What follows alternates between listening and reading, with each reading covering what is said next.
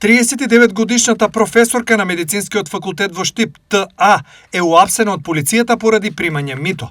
Таа од турски студент по медицина била пријавена дека побарала 300 евра мито за студентот да положи испит кој на програма бил вчера. Во координација помеѓу основното јавно обвинителство во Штип на турскиот студент КБ му биле предадени криминалистички обработени 3 банкноти од под 100 евра.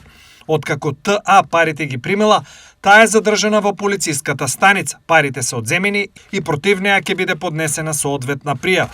По апсењето на професорка од Универзитетот Гоце Делчев од Штип се огласија со соопштение. Како универзитет имаме нулта толеранција за корупција. На универзитетот постојат воспоставени механизми за пријавување на вакви случаи и секој може без страв да ги искористи. Истовремено ги охрабруваме сите вакви сознанија директно да ги пријавуваат и до надлежните институции. Само со навремено пријавување, професионално постапување и доследно почитување на законот можеме да изградиме систем во кој знаењето, честноста и личниот интегритет ќе бидат единствените критериуми за успех, а оние што ја злоупотребуваат довербата што им е дадена, нема да имаат место во академската заедница.